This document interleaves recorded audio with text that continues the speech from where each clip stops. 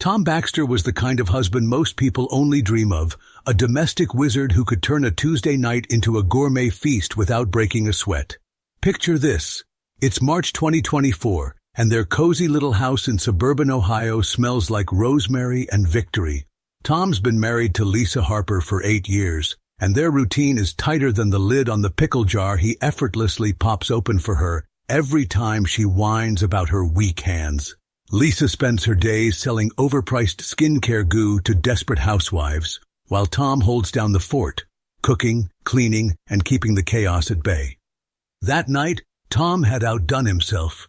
A lasagna so perfect it could have starred in a foodie Instagram reel sat proudly on the dining table, layers of cheese and sauce singing in harmony. He'd spent hours on it, chopping, simmering, layering, all while Lisa kicked back with a glass of wine after work.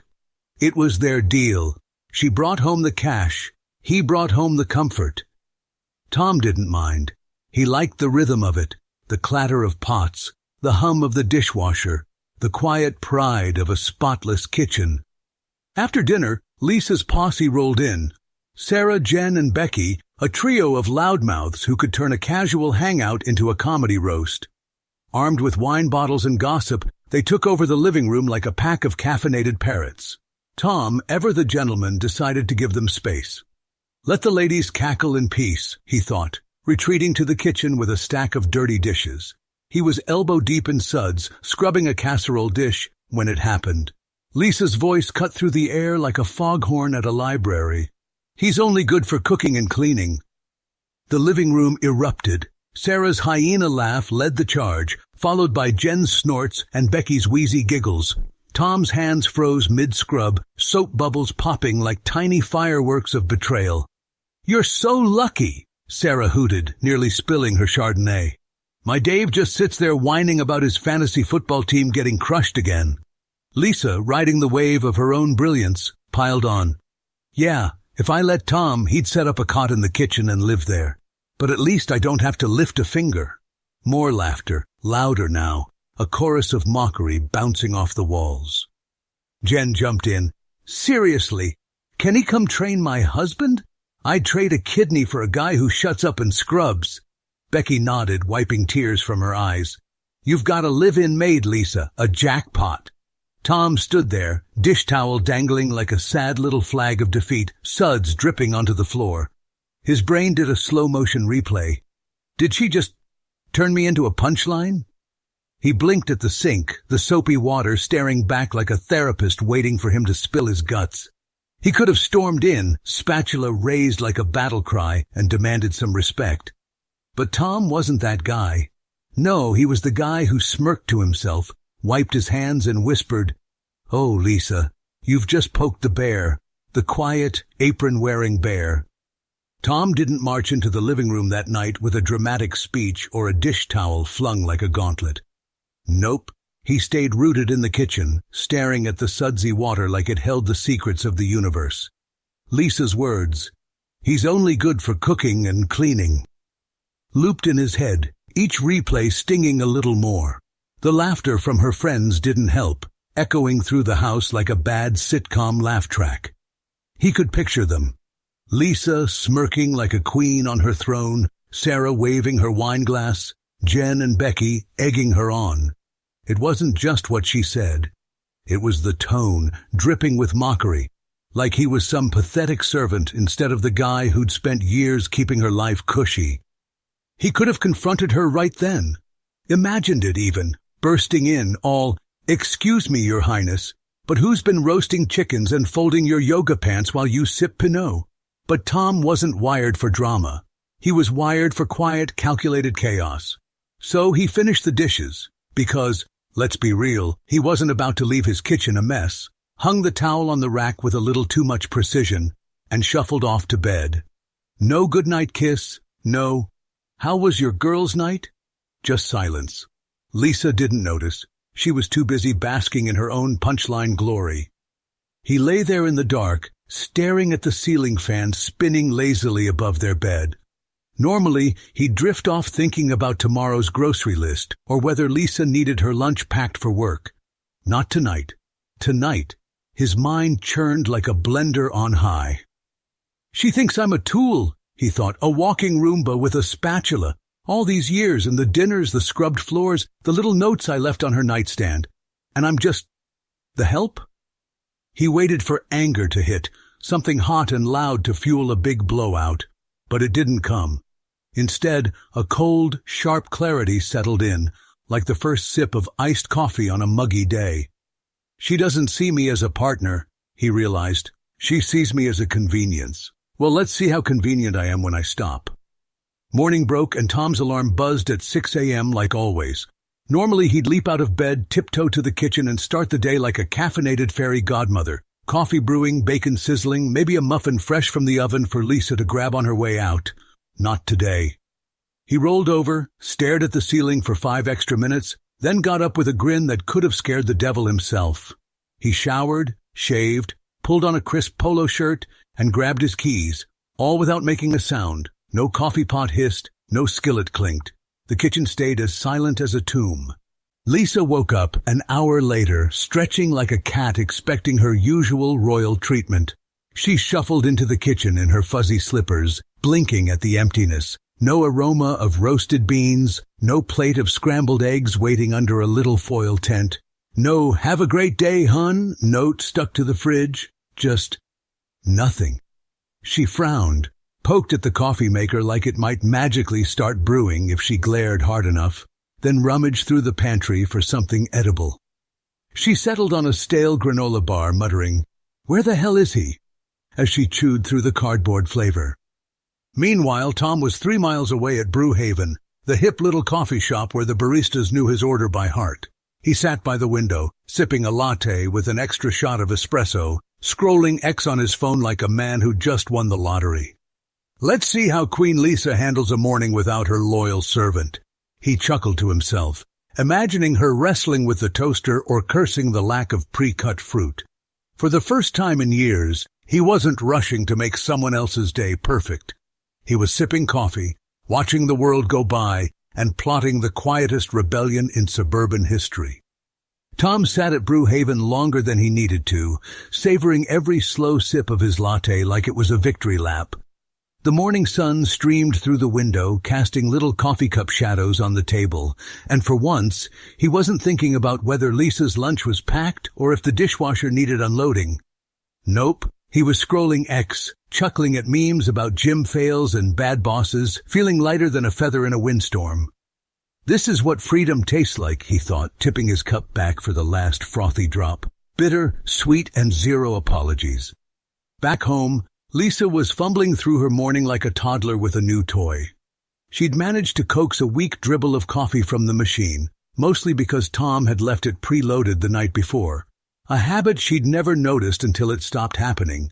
She stood there in her wrinkled pajamas, scowling at the mug like it had personally insulted her. "He's probably just running late," she muttered, brushing off the silence as a fluke. She grabbed her purse, shoved the granola bar wrapper in the trash, and headed to work, fully expecting Tom to text her any minute with his usual, "Hey hun, need anything from the store?" or "What's your dinner vibe tonight?" Spoiler, that text never came. Tom, meanwhile, had decided to stretch his newfound liberty into the afternoon. After the coffee shop, he swung by the gym, a place he hadn't seen since Lisa started piling on the "oh, could you just" requests that ate up his free time. He dusted off his old workout playlist, some classic 90s rock anthems, and hit the weights like a man reclaiming his youth. The clang of metal and the burn in his biceps felt better than any perfectly folded towel ever had. "Who needs a clean kitchen when you've got a decent deadlift?" he grinned, wiping sweat from his brow. By noon, Lisa's phone stayed silent. No check-in from Tom. No, "How's your day going?" Ping. She frowned at her desk, surrounded by jars of anti-aging cream that promised miracles she didn't believe in. He's probably just busy, she told herself, firing off a quick, "What's for dinner?" text, her daily ritual since forever. Tom saw it pop up on his screen mid-set, smirked, and slid the phone back into his gym bag without replying. Let her figure it out, he thought, racking the barbell with a satisfying thud. I'm not her personal chef anymore. The day rolled on. and Tom took his sweet time.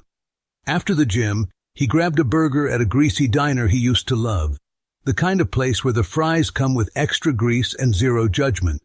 He ate slowly, relishing every salty bite, not once glancing at the clock to see if he needed to rush home and start dinner.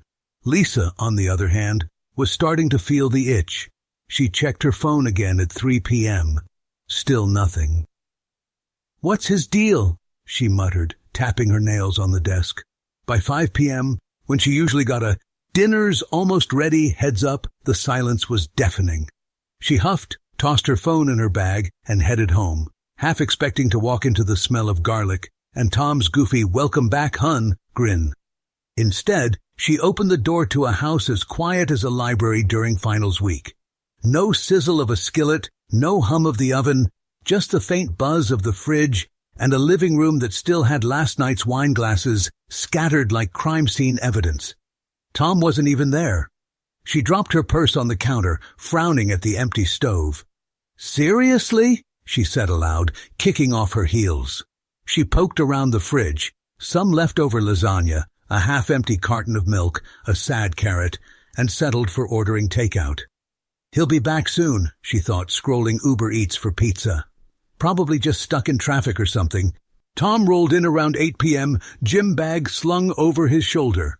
Lisa was sprawled on the couch, surrounded by pizza boxes and her phone glowing with some mindless reality show. "Where were you?" she snapped, barely looking up from the screen. "Out," Tom said, kicking off his sneakers with the casual swagger of a guy who'd just rediscovered his spine. "Out where?" she pressed, her voice sharpening.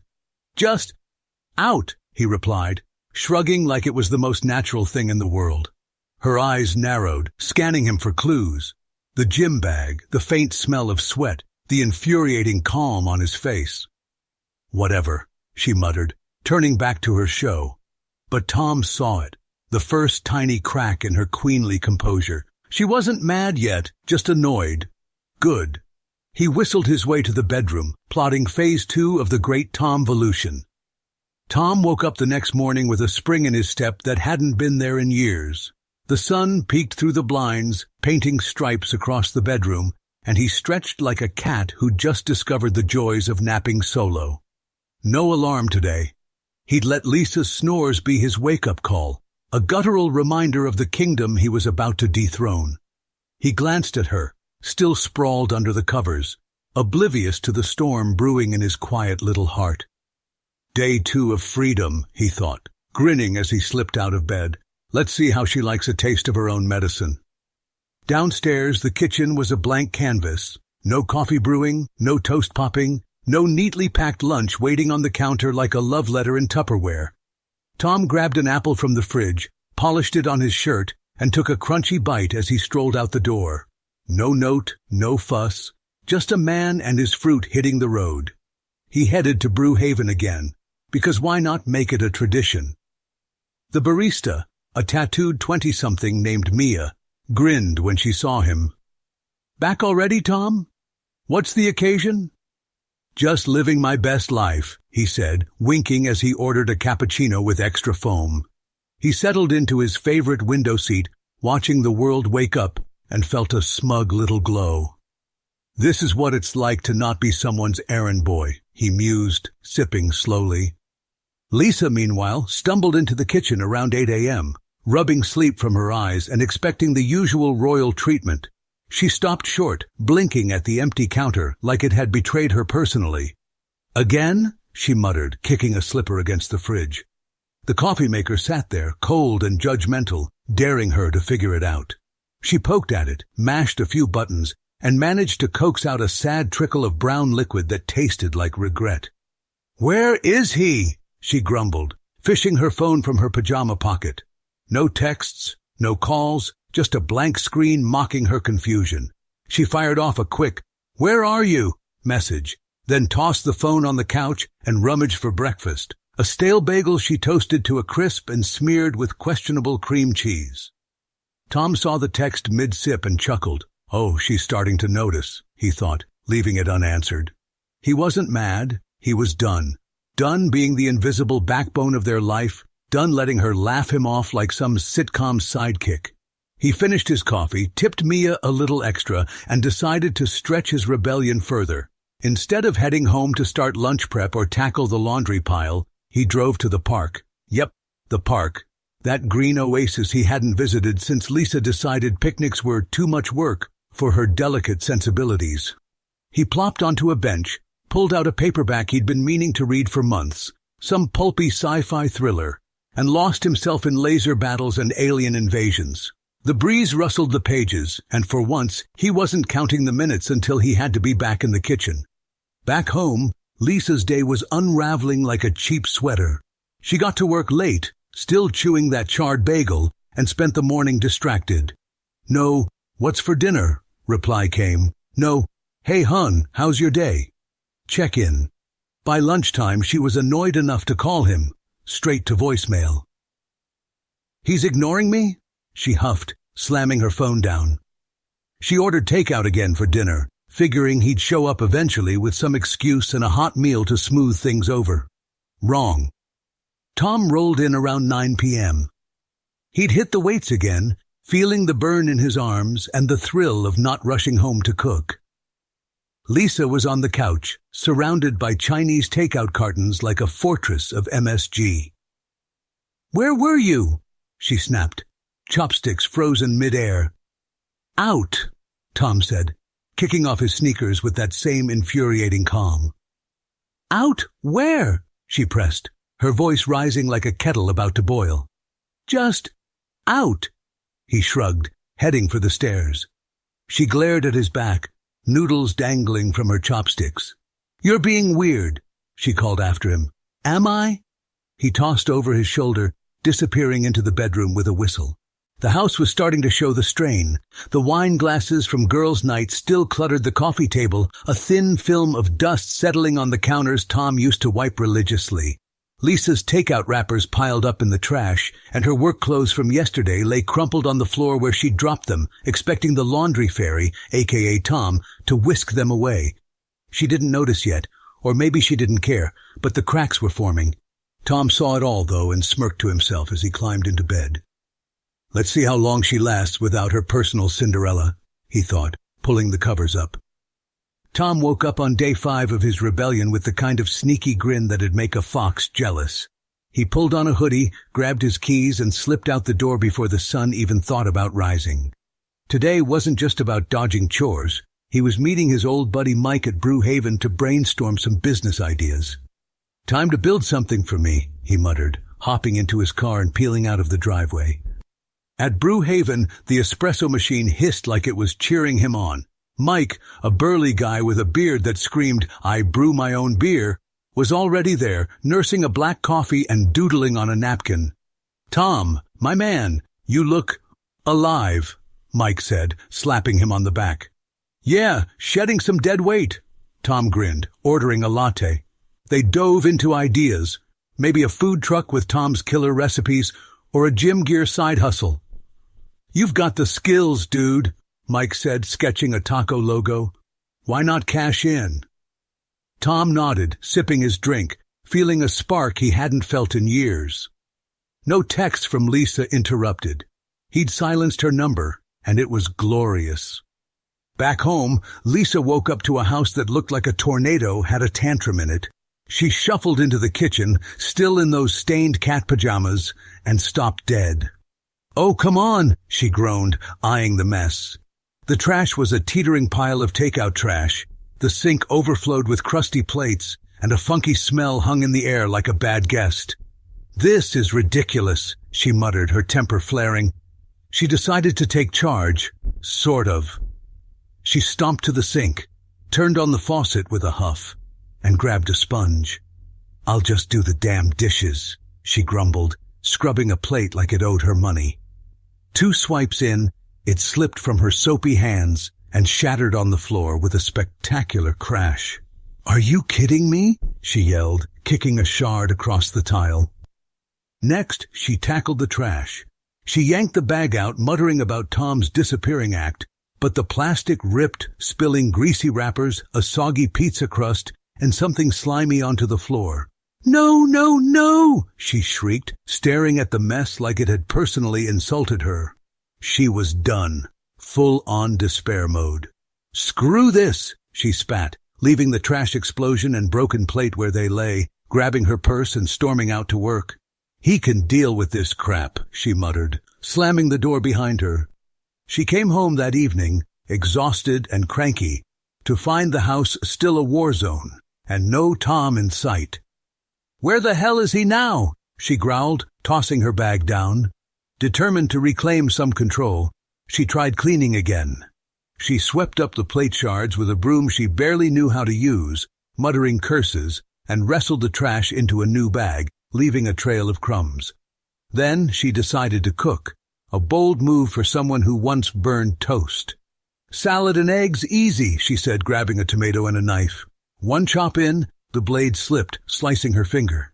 "Ow, damn it," she yelped, sucking on the cut as blood dripped onto the counter. She bandaged it with a paper towel, then cracked eggs into a sizzling pan. Mid-stir, she bumped the handle, and the whole gooey mess splattered onto the floor with a sad plop. "This is a nightmare," she screamed, staring at the yolky disaster. That's when Tom strolled in, smelling faintly of coffee and freedom. Lisa whirled on him, finger wrapped in a soggy towel, egg on her slippers. "Where the hell have you been?" she exploded. "This house is a disaster. You're off gallivanting, and I'm stuck here breaking plates and spilling trash. What's wrong with you?" Tom leaned against the counter, calm as a cucumber, and took a slow sip of water. "Thought I'd take a break from being your maid," he said, smirking. "You know, since I'm only good for cooking and cleaning." Her face flushed. "That was a joke, Tom. God," she snapped, waving her bandaged hand.